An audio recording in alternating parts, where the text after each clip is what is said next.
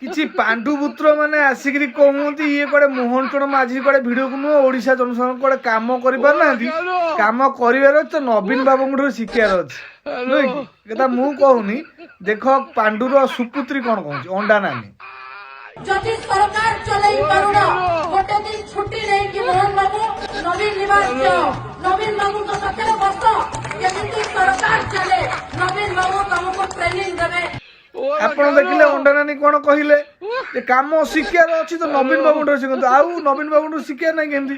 ନବୀନ ବାବୁ ଚାହୁଁଥିଲେ ପାଣ୍ଡୁ ଆଜ୍ଞା ଓଡିଶାର ମୁଖ୍ୟମନ୍ତ୍ରୀ ହୁଅନ୍ତୁ। ସେଥିପାଇଁ ତ ତାକୁ 147 ବିଧାନସଭା ହେଲିକପ୍ଟର ଲଗେଇ ବୁଲାଉଥିଲେ ଗିରିଗିରି କରି ଓଡିଶାରେ ଗୋଟିଏ ନେତା ସିଏ ନବୀନ ବାବୁଙ୍କୁ ପରେ ପାଣ୍ଡୁ। ତେଣୁକରି ମୋହନ ଚରଣ ମାଝୀ ତ ଏ କଥା କରିପାରିବେନି। ସେକେଣ୍ଡ ପାଣ୍ଡୁଟି ସେ କୋଉଠୁ ଆଣିବେ? ତେଣୁ ନବୀନ ବାବୁଙ୍କୁ ଏଇଟା ବି ଶିଖିବାର ଅଛି ନା। ବର୍ତ୍ତମାନ ସେକେଣ୍ଡ ପାଣ୍ଡୁଟି ଆଜ୍ଞା ଖୋଜା ଚାଲିଛି। ଯେବେ ସେକେଣ୍ଡ ପାଣ୍ଡୁଟି ମିଳିଯିବ ଆଜ୍ଞା ଆମେ ଅନୁରୋଧ କରୁ ମୋହନ ଚରଣ ମାଝୀଙ୍କୁ ଯାଇକି ସେ ନବୀନ ପଟ୍ଟନାୟକ ପାଖରେ ଶିଖିବା ପାଇଁ ଚେଷ୍ଟା କରିବେ।